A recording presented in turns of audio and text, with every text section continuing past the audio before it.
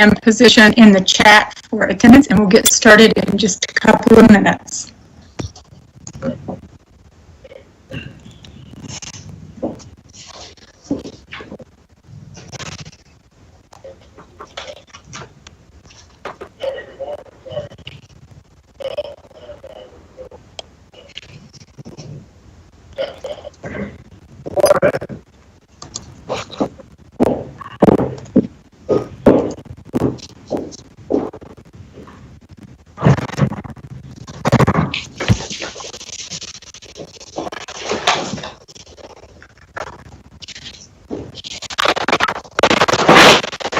Good morning, everyone. I'm Beth Paul from Marion County, and I am the chairman of the coalition. I would remind you to please mute unless you are talking. I want to welcome everybody. It's a very chilly day in Marion County, so we're trying to stay warm here.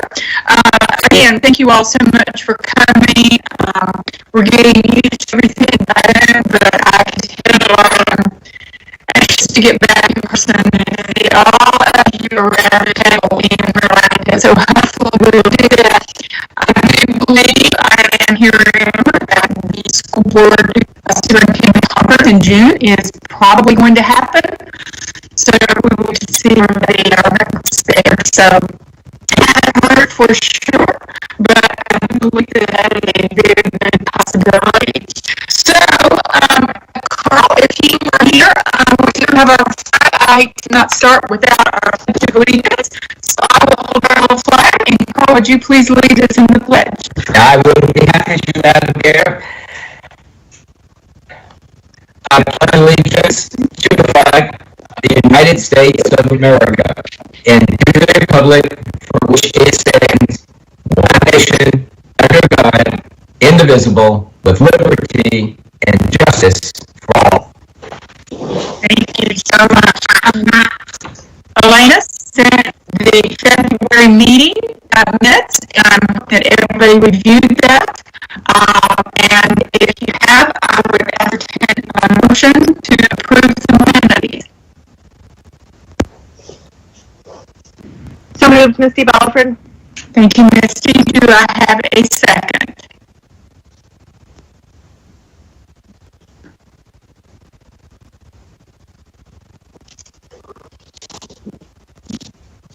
Somebody please second.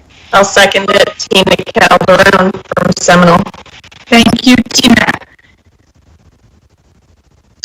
And although if there are no objections, we'll do that. The vote would be less. Are there any objections to the minutes?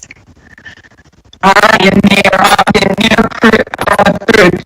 We are going to solidify our agenda today and looking very forward to Mr. Beacon's presentation, and we're going to move right into that. And Carl Persis will be introducing Mr. Dietzen for us. So Carl, take it away. Thank you again, Madam Chair. Yes, Leonard Dietzen is a partner in the statewide law firm of Rutherford Burke in Caldwell, PA. Leonard concentrates his practice on the presentation of private and public sector employers in all aspects of labor and employment law, from consulting with clients to representing them in administrative proceedings and litigation. He has extensive experience with cities, counties, sheriffs, and courts, not only in labor and employment matters, but also with matters relating to unfair labor practices for public employees relations commissions and collective bargaining jobs in Florida. He is currently a school board member of both Swanee and Dalton County Schools, and represents several school boards and superintendents in a variety of capacities. Mr. Dixon is also the general counsel for the Florida Police Chiefs Association. So I want to welcome you to the Central Florida School Board Coalition meeting. This organization represents about 1 million students. In attendance, we currently have school superintendents, the district, legislative contact, other senior staff, and of course, school board members. We are anxious to learn more about how to safely and appropriately allow medical marijuana in school our schools. So, without further ado, and I'm going to turn off my microphone and give the screen to you. Thank you very much. I appreciate your organization allowing me to speak. I already used to read that IR code, and now it's pretty much consulting with government crisis and HR management for forward. That's what it is since last March. All over here. All right, we can go to the next slide. So there's really two issues. Students in school employees are really welcome to go hospital on what's having pot in the school a lot. It's just been had some crazy calls, I'll say, in the last couple of years. Can you go to the next slide?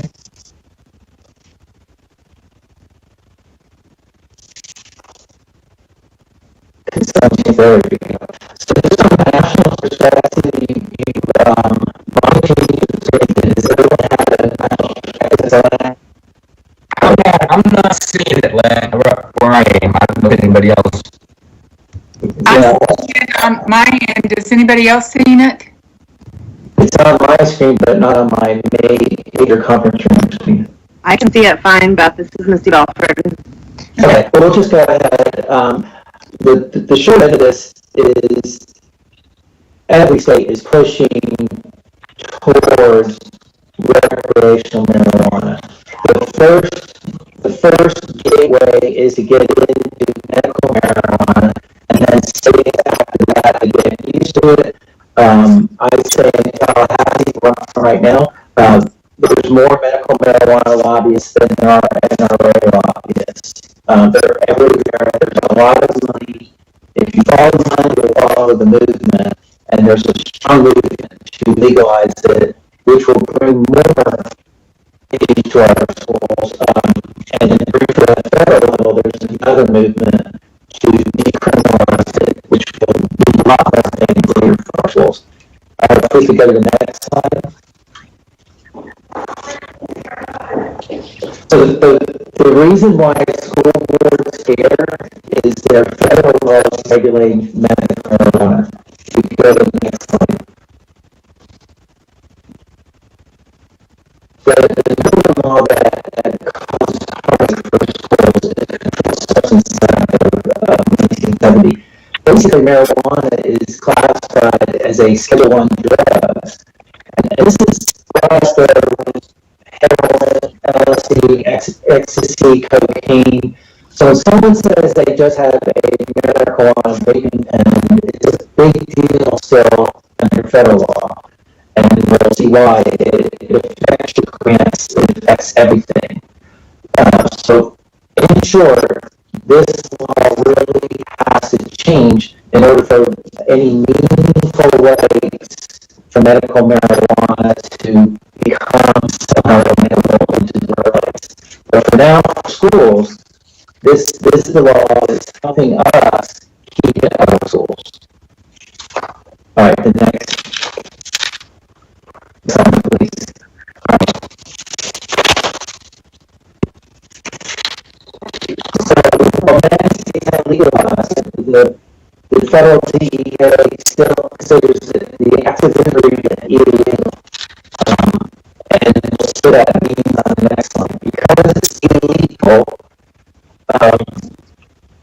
there are all kinds of strains. If you go to the next slide, please. Because it's illegal, this affects contractors and others who receive grant funds from federal agencies. And all of my operators in schools, they have language in there that you're not allowed to, well, you must have a drug-free workplace program, meaning they can't invest, they can't use, they can't have it, anything to do with inside of their agency. Some of them are doing discipline, and a employee just doesn't ever slow them down. They feel sorry for them. And they have a very, very sad story, a very sad illness, as we'll get into with the full laws. However, your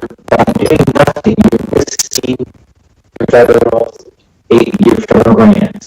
And most districts have millions of dollars in federal money.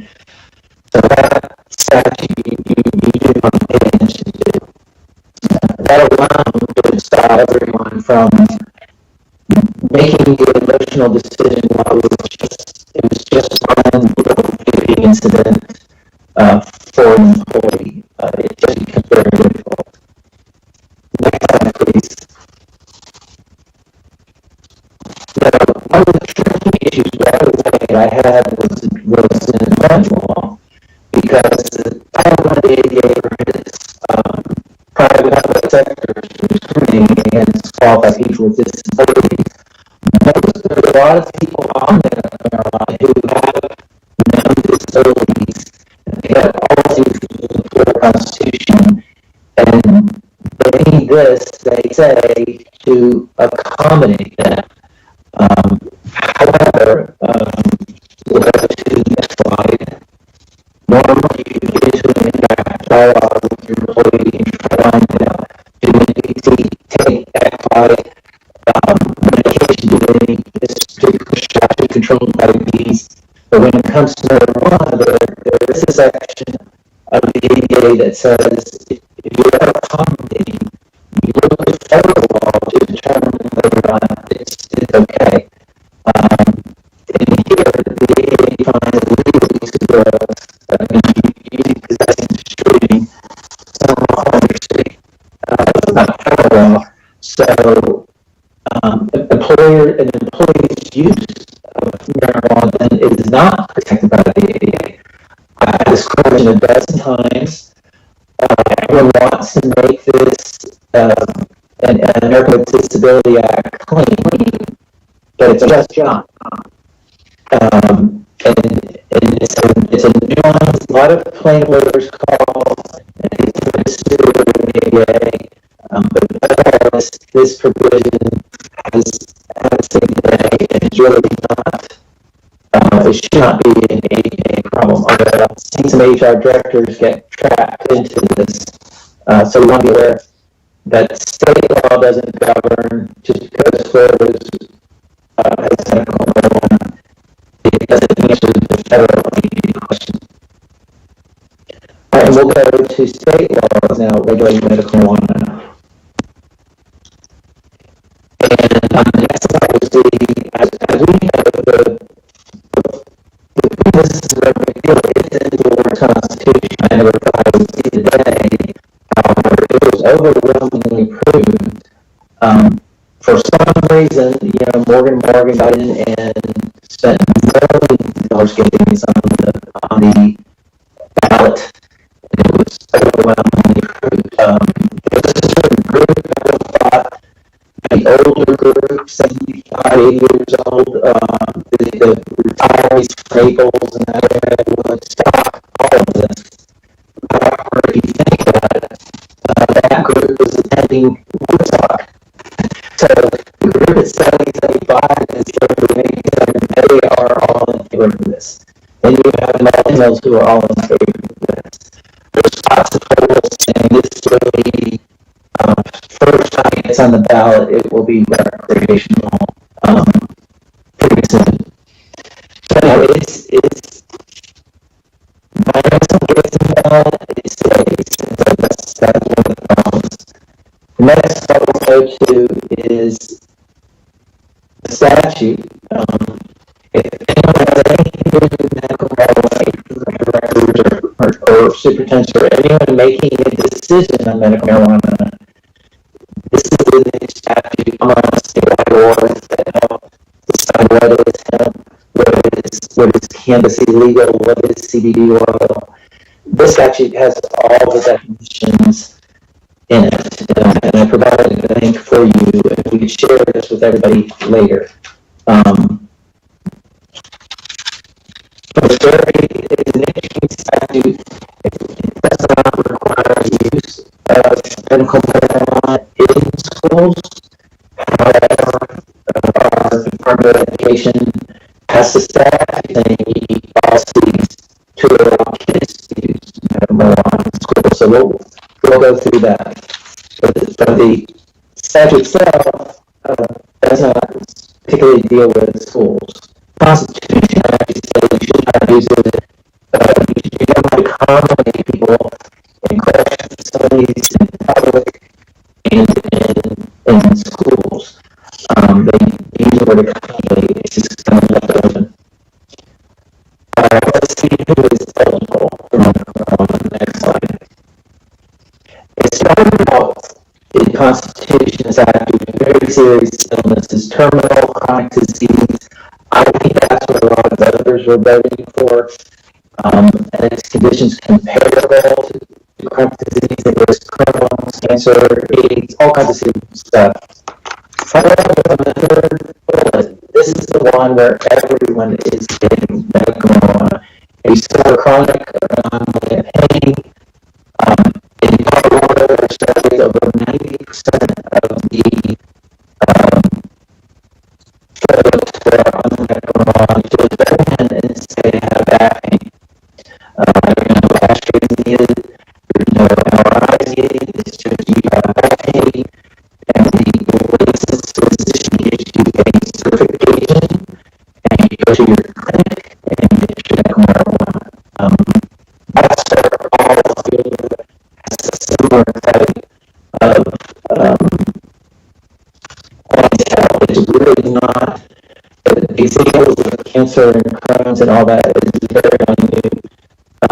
I can tell you there's all around college, they want everywhere, out of the corners. And that's doing quite well in the pandemic. So now, they need a physician certification related to that and a valid patient identification card. The key is, for medical marijuana, there's no such thing as a prescription. So when everybody say, and they get caught, I say, well, I have a prescription medical marijuana.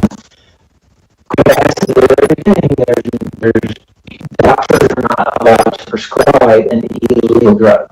So it's just like heroin, it's just like cocaine. It can't be prescribed. So they created in that statute a whole rubric where you go and get a certification, and that certification goes to the Department of Health clinic, and then you buy a certain amount of pot for 3-4 months. So it's not prescribed. So if you go to the next section, please. Again, because it's still illegal, your employees will always say they have a prescription, and they just don't. There's no such thing as a prescription cost. When the caregiver has certification from the Colorado Treatment Center, there are certain rates that they don't have the right to use, and employees don't have the right to use in your schools. These centers are heavily regulated. I represent some police and chiefs, and it's quite a challenge because medical marijuana is so regulated, it's more expensive than on the black market. California, Colorado, all of those out there, the police chiefs that we deal with, it has jumped up 10 times for the illegal pot because it's much cheaper. These growing centers in Florida have to be perfect from the Tennessee plan. They have to have security, they have to have cameras, they have to regulate this all the way till it makes it to the treatment center. It costs a lot of money. The law can be made, which is why we're doing it. And I think if the regulation was going to be another thing I need to tell you, because it's illegal federally, you can't inpatient banking, because the money is from private institutions from the banks. So there's a ton of cash sitting on the sidelines. And that is why Washington, D.C. right now is considering to make it legal, because then there's going to be investment opportunities, and the lobbyists that you do not are in trips in Washington trying to get this legal. Which I think will present tremendous problems for our kids. But we will treat it just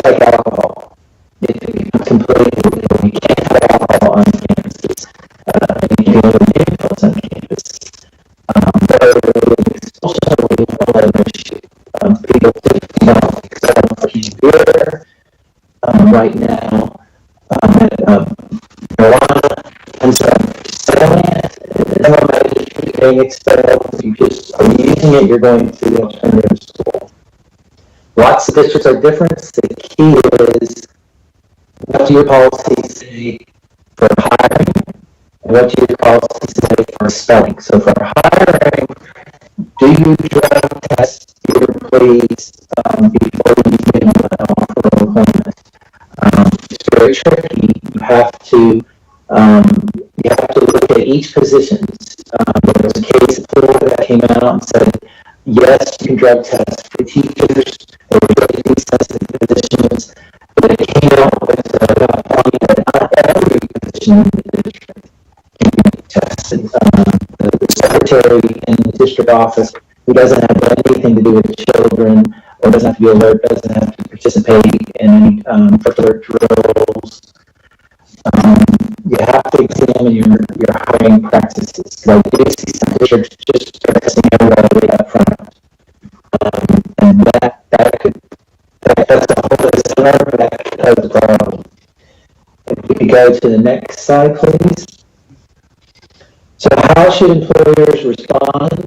And next, it's essentially you're going to have to keep reviewing and updating your drug testing policies.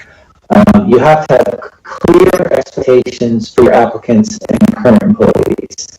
Current employees, you want to sign your policy saying, I understand this is illegal at work. And I understand bad things will happen to me at work if something goes wrong. What an arbitrator likes to see is a clear policy. The employee has notice of the policy, and there's a violation. There's a common investigation in that violation.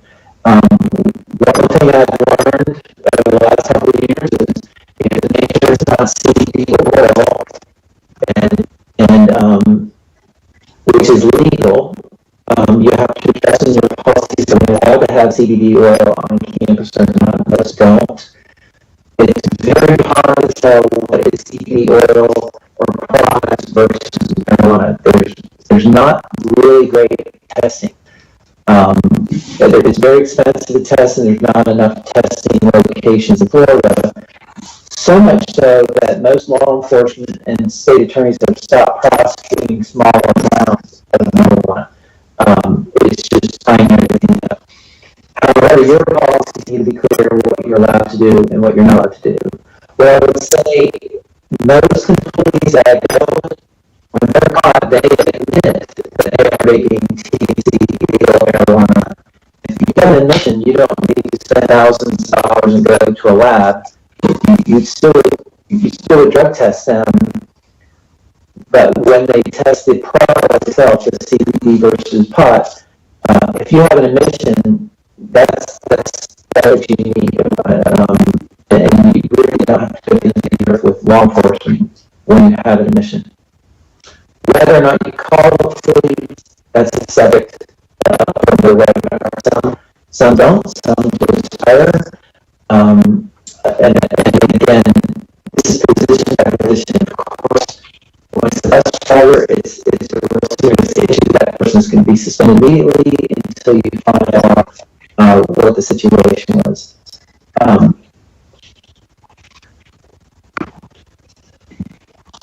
I think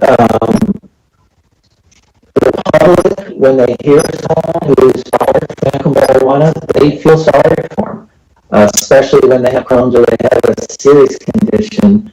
The public looks like the superintendent or the board members are too punishing, and I feel a lot of backlash. You have to be very careful how this is handled. But if you go through the Workplace Act, under Florida law, to get benefits under workers' comp, and if you do under federal, you have to do the right thing, and even though the public doesn't understand it, we can't risk our grants, we can't risk everything. Finally, be aware, just like COVID, there are false positive tests, and you have to deal with you have to deal with that. I would say if you believe there's someone who's under the influence, you send your drug testing place, your medical review officer, and let them handle it.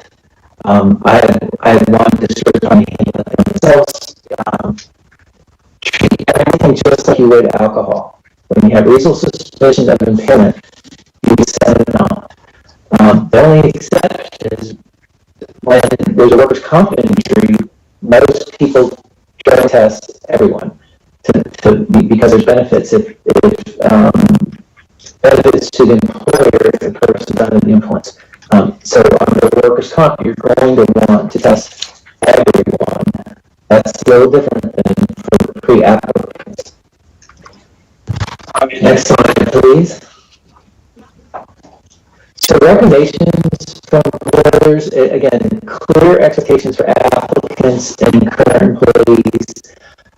Years ago, our law enforcement application says you can't use any illegal drugs for 10 years. In law enforcement, you're allowed to do a polygraph. We had a lot of people who would not apply just because they knew that. So that actually helped. Have a policy dealing with CBD because again you're going to be stuck with CBD is everywhere. You know when CBD hit Macy's, you know it's everywhere. It's in every store. You really don't know on CBD whether or not the level of THC is high enough to be illegal or not. Everyone's making it. Everyone's selling it. It's in soap. It's in every product you think of. However, I've had employees saying they've had CBD oil rubbed on their back and they tested positive for real marijuana. That's like bathing in here and coming up drunk. I've had that several times. To me, that's just an excuse, and you have to be on the lookout for it. But for instance, on CBD, they may have it to control a particular disability. And so maybe the CBD side of it, you know, you have to get into that ADA interactive dialogue with the employees. So the HR director has to understand that for pot, it's illegal. For CBD oil and have a condition, you may be inside of that discussion. However, when you have a zero tolerance policy, there are no exceptions. You have to have a zero tolerance, meaning not your favorite calculus teacher or your favorite football coach or whoever that favorite teacher is. And 29 had $1 in one city. It just doesn't matter if you have zero tolerance. It's very difficult. Arbitrator, if you have clear policies, you're very consistent, will always support you. I hate to say always with an arbitrator. I bargained in 17 school districts. I'm always shocked when an arbitrator cannot come up with as an excuse. I think they're pretty little. However, that being said, if an arbitrator gets wrong on the law, one of the narrow reasons you can appeal and go to court. So that does help. And finally, we'll get to students and medical marijuana. This statute came in the education code, and many boards have ignored it for a couple of years because no one really wanted to formally adopt a policy of medical marijuana and have it on the agenda and have a debate because they're afraid we're going to really kind of know what works. However, even the Constitution says you don't have to accommodate in education facilities. This statute, 1006.628, absolutely says we need to have a policy, and again, for a very narrow group of students who are qualified patients as defined by the Act. They go through all the hoops, and they get their medical certification, and their parent is the person who is the person who can come in and deliver it. The policy ensures access to qualified patient. Again, that's to the parent or guardian. That would identify how marijuana was received, accounted for, stored, can tell you almost all policies I've read, and it's really way we had somebody wanting to use a student early on, right when this was adopted. I used Broward County's policy, it's a very comprehensive medical marijuana policy, and essentially the parent brings it to a place at the school board that's designated. The parent administers it. Again, our school nurses are not allowed to, and that's why we go back to the original slides a long time ago. It's still an illegal drug. So we don't want our employees, our teachers, or anyone holding the medical marijuana because, again, it's illegal. So the parent or caregiver, as they're called in this section, will bring it in. They have proof that they're caregiver. Some districts have developed forms, and if they prove that they're on, the Department of Health website, that their student has this need. The parent brings it, administers it, and then leaves with it. So never, not for a minute, is that marijuana stored or located, even though the policy says you have to identify how to store it and keep it away from all other students and all other employees. The best way, in my opinion, to keep it away in my district was to own the job at the time when the parent or caregiver was coming to get it. And they don't have something on the teacher because that's not allowed that. It's just our nurses and our other are not allowed to simply possess it. It is with the law, and we just have to follow this statute. I've had thousands of expulsions of kids, and the trend is they're not smoking when they're vaping. Edibles and tools. The kids are not hard to tell whether it's CBD oil or not because they brag to everyone. They just tell all their friends that this is pot. They tell the SRO this is pot. We're having it in middle school now and in several districts, and it's becoming quite a problem. Again, once it's recreational, we'll probably get back together and discuss how to deal with it. But it would probably be just like alcohol. There'll be you look for a parent, you have policies that recently you can test someone who's impaired. The key is having the right person test someone like a medical review officer. Very difficult to get marijuana testing.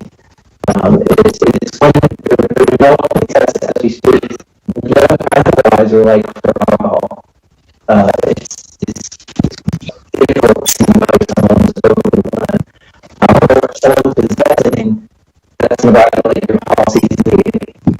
Testing on campus, another key is the school function. Following all these other events, this is happening in all aspects of schools.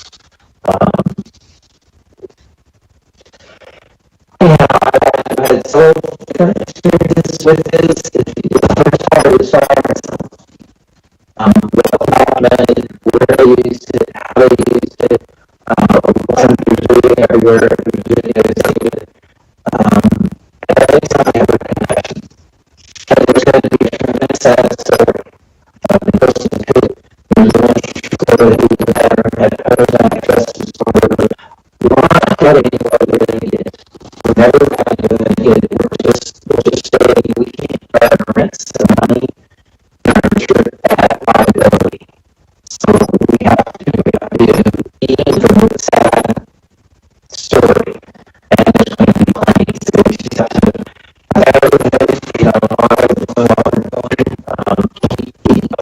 policies.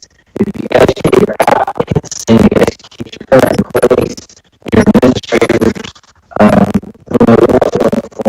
and consistency. We always are consistency is the key. If you get one person break, you get a gender, a national origin, a discrimination claim by giving a harsh penalty to someone else.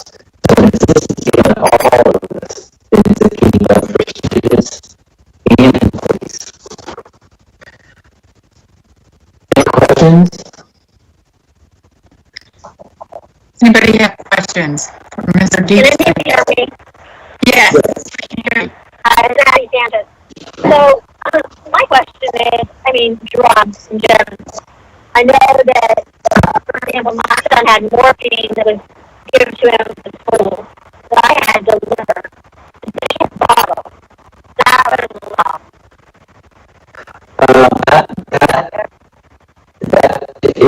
He probably had a prescription. Yeah. Because there's other policies on legal prescriptions. Okay. It's usually, it's also a controlled substance. There's medical use out of that. There's program as determined medical use out of marijuana, which I think are there's not, or is medical use. So if there's a really wide prescription, then you need really tight controls over that with theirs. But the key here is that there's no such thing as a prescription for medical marijuana. The word very loose. Your police will tell you they finally got the prescription, and then someone will brag about it and start showing everybody in the future launch. But you're okay, as far as I know, and you shouldn't, your policy administering drugs is that statute that I said earlier, 100602 talks about regular prescriptions, and then you just set it at the very end of that. So I think you're good. Okay, thank you. Missy Belford, do you have a question? I do, thanks, Beth. Interestingly enough, I actually have a recommendation for attorney to put over for right. And so phenomenal time presentation. Thanks for being with us today. Couple of questions with regard to one of the things I found research showed me is that everyone who receives the required certification in Florida is required to complete an informed consent form. Are all of them in consent form the same as reason, and do they all require to acknowledge that they're consuming illegal drugs? I would say I believe so. There's no. I don't know that it matters whether they believe it's illegal or legal. If it is illegal, it's illegal. I don't think the board has to get caught up in proving intent. I put this issue in expressions. My daughter did not know how much THC was in vape. However, it was off the charts illegal. And so we were in front of state attorney trying to prosecute ruled out with intent. Now, your policy say, thou shall not, zero policy. So I should say that, I should thou shall not. I think them trying to say, well, I didn't know, is pretty difficult. We need to indicate our applicants and our employees that this can interfere. I do know the union is advising their members that don't get caught with this, because this is a tough case to win.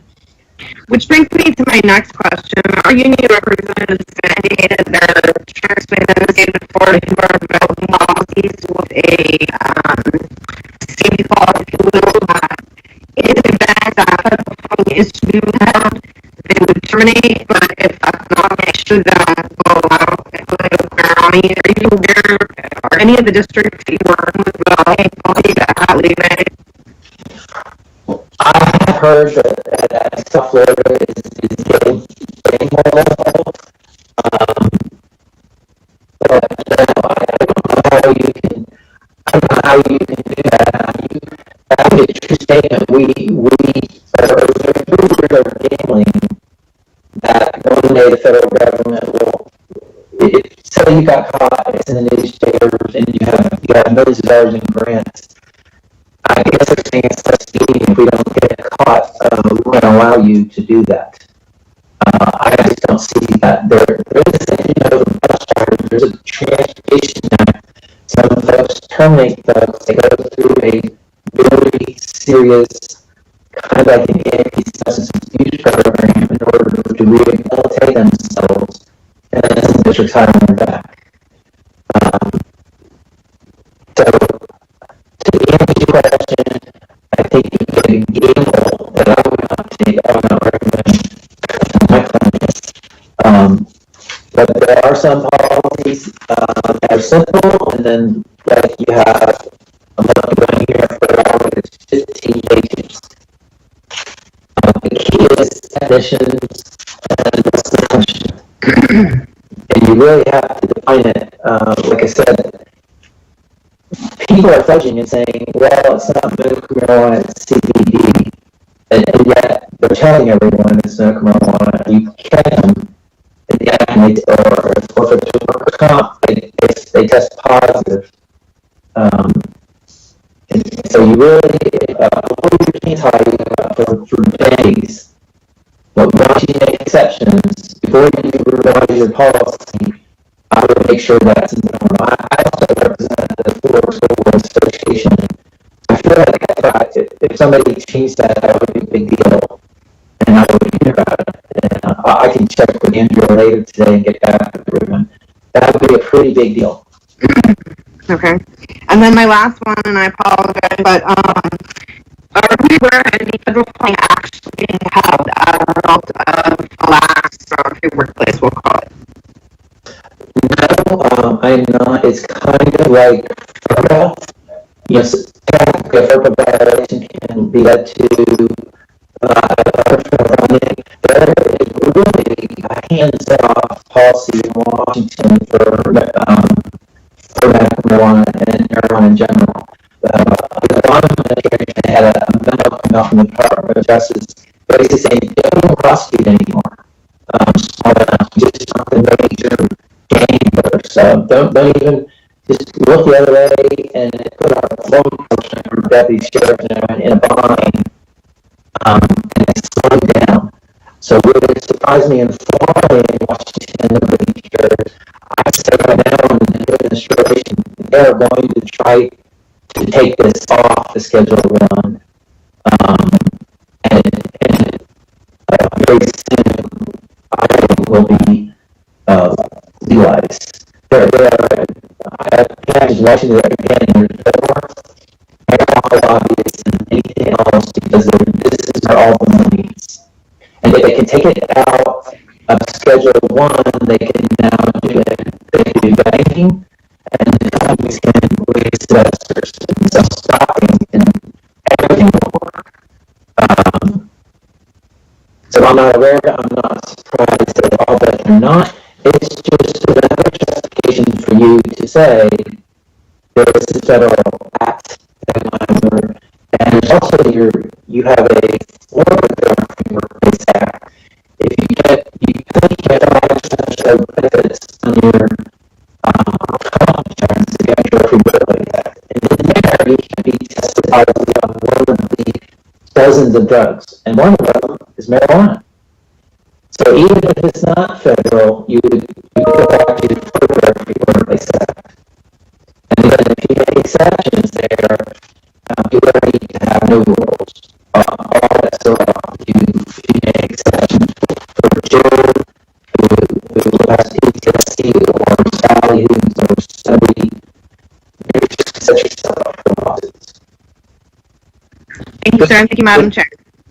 Good question. Thank you. Thank you so much, Mr. Dietzen, and I'm sure that there may be others that have questions for you, and he has provided information here. Again, thank you, sir. Very, very informative. We have had that case in Marion County. He was the veteran, and it was a difficult case. We have for Thank you. Appreciate you inviting me, and feel free to contact me or reference the number already, and keep up the good fight during this crazy time. you so much. Thank you very much. All right, bye-bye. Thank you. Thank you, Ben. All right, no. Elena, can you go back to the regular screen now? Thank you. And of course, today we want to recognize Mr. Walt Griffin, and I am going to turn it over to Mr. Versus. Mr. Griffin, we appreciate your service to the kids of Buell County and to Florida. So, Mr. Purchase.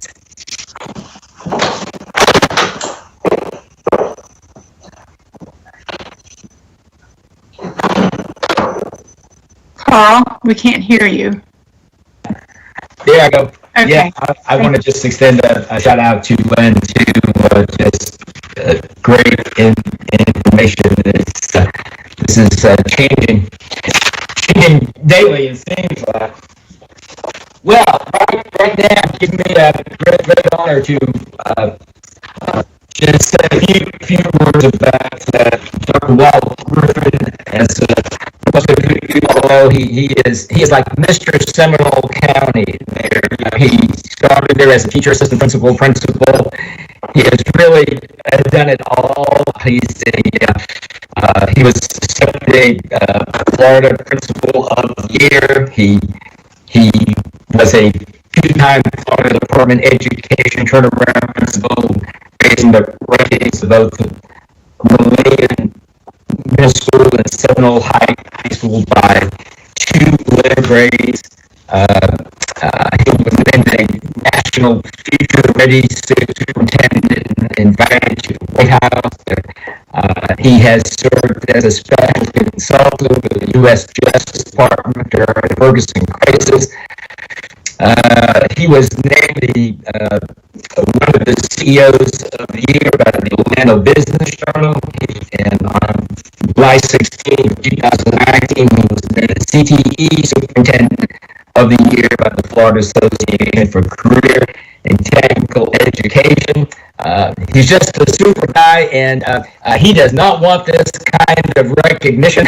So we just kind of got on our knees and sort of begged him, and we have some superintendents I know that probably want to say a few words too. The chair of the Seminole County School Board, Karen, are you there? I'm here, Carl. Thank you. Yeah, so Karen, I'm going to just stop talking because you all in Seminole know him better than anyone. So I'll just turn my mic off and turn it over to you, Karen. Thank you. So there's so much that we could say about Dr. Griffin, but I'm going to focus on one thing today. One of the many things that I admire is how he engages students in meaningful conversation, and he places great value on student voice. And you can't go anywhere with Dr. Griffin that some student doesn't jump and say, "Hey, Dr. Griffin, do you remember me? You did SIZ. You're my teacher." And I'm so proud of him, and we're going to miss him. So now I'm going to introduce the school board members, and they're going to say a little something. We'll start with Vice Chair Amy Panak. Good morning. I just want to say thank you, Dr. Griffin, for all of your service to the staff, the students, and the community over your 37 years. Your dedication to decreasing the achievement gap for all students, the most vulnerable, is an exceptional quality, and I appreciate all the knowledge that I have learned from you. Going to miss you as well. We wish you the best. Thank you. Tina Calderon, Member Calderon. Thank you, Karen. Dr. Griffin, you and I go back a long, long way, but on behalf of all the students, employees, and community in Seminole County, we thank you from the bottom of our hearts. When I think of the word relationship, I think of you. You have such authentic relationships with everyone you've ever met, whether it be mentoring superintendents across the state, mentoring your school board members, mentoring students who perhaps don't have that cheerleader in their homes. You care deeply for all human beings, and your legacy will live on forever within Seminole Public Schools. And for that, I thank you for your leadership, your passion, and your compassion for all. Thank you, Tina. Christine Krause, board member. Sorry, I was on mute. The first thing that I learned about Dr. Griffin is his desire to build the relationships. Like Dr. Calderon said, he has created a culture in our district, and he is dearly respected and adored. We are going to miss you, Dr. Griffin. I'm so lucky that you'll have this time with your family. And I literally wrote a note, happy trails to you. Please stay in touch with us. Thank you. And Abby Sanchez, board member. All right. First of all, my admiration for Dr. Griffin is just amazing. He has been so supportive and so innovative and creative on all the different programs we have, and has always, pushed everybody forward into making sure we do the best for our students, families, employees, and our community. Building the relationships. We are a family, and that's something that I believe Dr. Griffin has created, and it's made a big point of making sure that our relationships are so strong with each other, and that's why we have such a strong group of employees as well as board and everybody else. So we can't thank you enough. We're going to miss you so much, but we're so happy for you, and I wish you best in retirement. You are a superintendent. There could be some shoes to thread, but our superintendent is amazing, and she's going to do fabulous as well. Thank you again, Dr. Griffin. We love you. Thank you. Thank you, board members. I'll turn it back over to you, Carl. All right, thank you. We have some superintendents here, and if anyone would like to say a few words, just go ahead. This is Barbara Walt knows I wouldn't have an opportunity to say something. What an honor to have served with you, my friend. And I have to say, all the comments from your school board are certainly no surprise. It's clear that you've done an incredible job on behalf of me and Seminole County and on behalf of children. So I would just add a couple things. One, thank you for always having an eye on equity. That can't just treat all children equally, because some come such deficits. You have to have equity lens, and so I appreciate that about your leadership. Your integrity, your courage, your character have just been a wonderful example for young people, for our children, and for administrators and those who want to come behind you in your footsteps. I think also, I have to say, Walt and I started on staff at about the same time, so I have a bit of envy about him leaving. I asked Walt to stay, just a little bit longer. Why not? In the middle of the pandemic, and stay. And then I realized Walt deserves a wonderful retirement because he has given selflessly of his life and sacrificed your time that was spent with his family. I want you, Walt, to thank your wife and to your children, your grandchildren, on our behalf, that we thank them for sharing with us all these many years and for their sacrifices as well. We always forget to thank family members. I just promise that other superintendents, Deborah Pace, Scott Fritz, we have a pact. Most of us did not sleep through the night. Usually it's a bizarre occurrence, but I've heard it all over the country. About 23 or 4 times you wake up because of the pandemic and you're concerned about your children. So we have back, Walt. Don't think you can sleep all night just because you're retiring. You will be getting phone calls, text messages, 3 a.m. and 4 a.m. about that window. We will continue to wake you up in the middle of the night. In the meantime, thank you for all that you've done, my friend. Godspeed to you, and enjoy the retirement. Thank you, Barbara. This is Deborah. I just wanted to echo, Barbara's sincere thanks and appreciation for everything that you've been and everything that you do as a leader in our school districts and our community and across our state. You certainly been a tremendous role model, mentor, friend, and I just appreciate you and wish you all the best in your retirement. Thank you, Deborah. Dr. Griffin, this is Scott. I want to just thank you for bringing us together. It's been very comforting as a new superintendent knowing that I can reach out to you and the other superintendents, and as we challenge, we face these challenges that we've never faced before, that it's more than just one district moving ahead. We move together, and I appreciate your guidance and bringing us together. In fact, I believe you're the one that first got us together to talk about academic issues and everything else many years ago. And I appreciate that leadership. And thank you personally for telling me that a doctor and pushing me through that. You told me nobody goes into their doctorate like you did as a superintendent, and you were able to do that. So thank you for personal push on my behalf. Thank you. Thank you, Scott. Good morning. This is Diane Gallup, Marion County. Dr. Griffin, I have watched you for some time, having spent most of my career in Central Florida, and I just want to thank you for really setting the bar high. And as a new superintendent, I appreciate your character and your commitment to all students, and just thank you for paving the way for us and being here to support us as we grow and learn in this role. So, and best wishes to you and your family. So thank you. Thank you, Diane. Dr. Griffin, would you like to say a couple of words?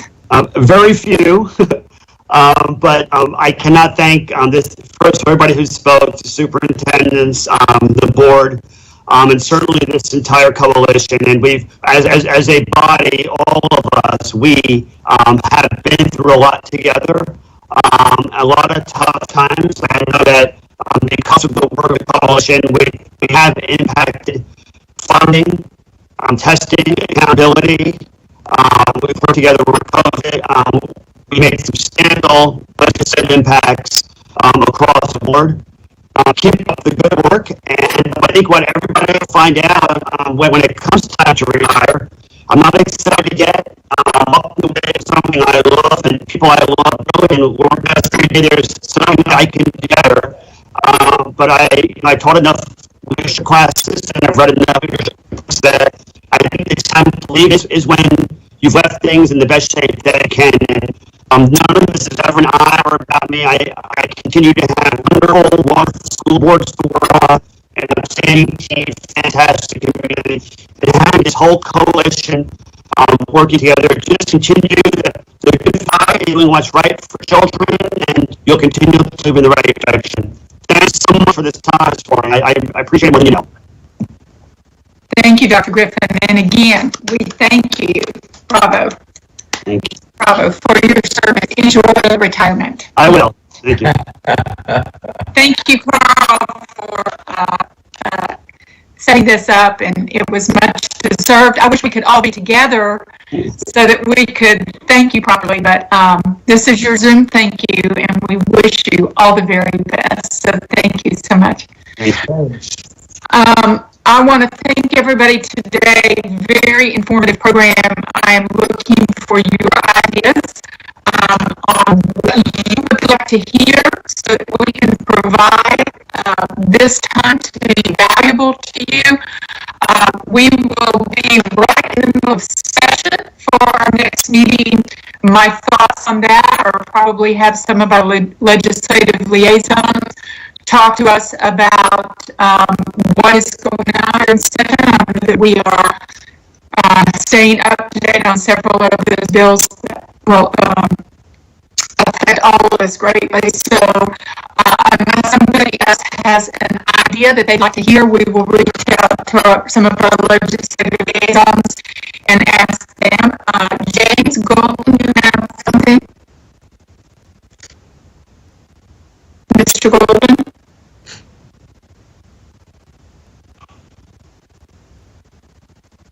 Hello? Yes, we hear you now. Yes, thank you so very much for the opportunity to speak. This is my first time being able to be a part of this coalition meeting. I am the vice chair of the school board in Manatee County. And I thank you all for being so gracious to allow me to see. There is an issue that I feel very strongly about, and I have no idea how to go from here. So maybe I'll experience that. He said, you don't have to do that. I need to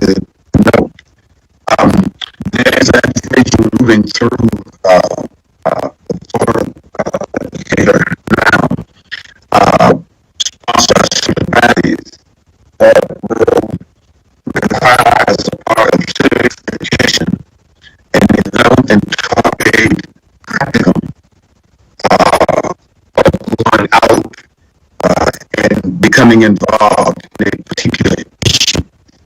Doesn't matter just about the training the children more concerned and more interested and more involved in the civic aspect of their communities. The curriculum, not only in this bill and in other bills, with respect to civic education, is very quiet about another aspect of civic education, and that is the need for voter registration education.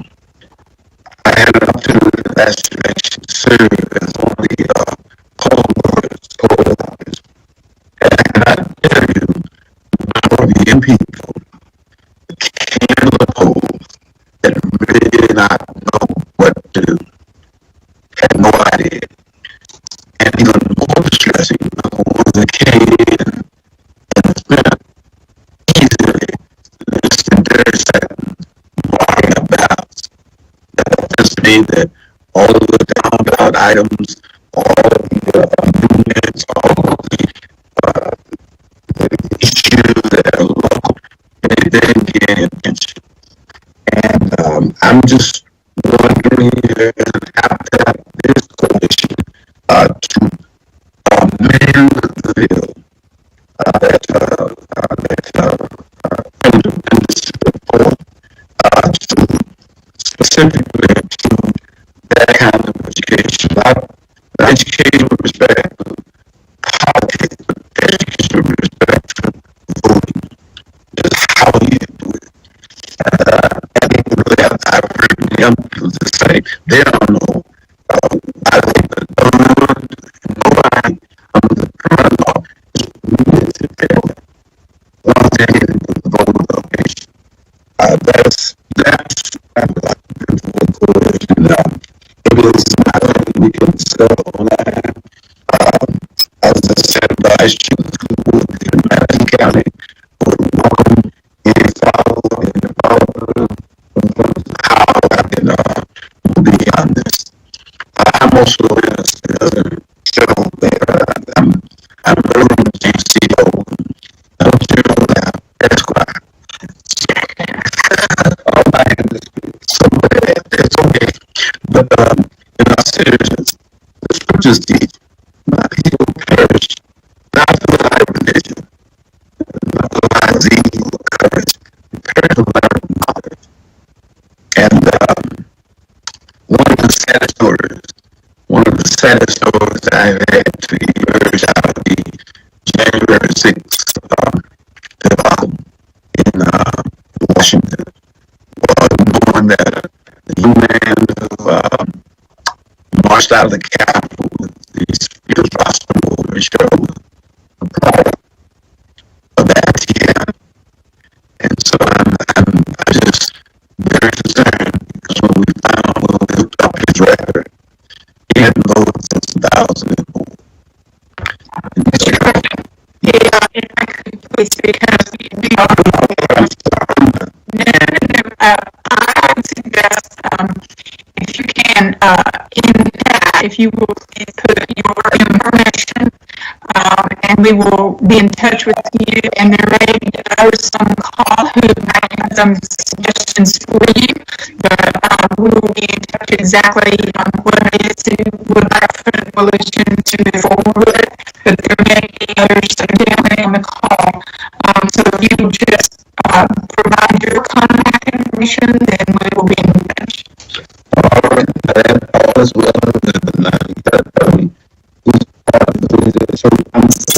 So you, I'm sorry. Okay, if you would hit up to the top of your screen, you see a little dialog box. It kind of looks like what you do with a cartoon. That's your chat box. So you can open that and it should be a comment. And you can type your information in there, okay? Thank you very much. Anyone else? All right, so unless we have other ideas, we'll move forward with maybe having a good set of liaisons, and if not available, we'll reach out to FADS and to the School Board Association that may have someone who can talk to us about the moving legislation in Tallahassee. So with that, if there's nothing else, and again, congratulations, Lynn Beeson, for a very, very informative session today. I think we all know if we haven't already dealt with the medical marijuana issue in our district, we will. Several of us have already as an employee issue. It's an issue we know it's just going to get worse, as Mr. Leeson said. So the more we can share and work with each other on this topic, I think better off that we all will be. So thank you, Chairman Allman from Seminole County. Thank you so much for taking charge today of your portion, and we wish you all the best with your new superintendent. Thank you, Beth. You're welcome. Thank you.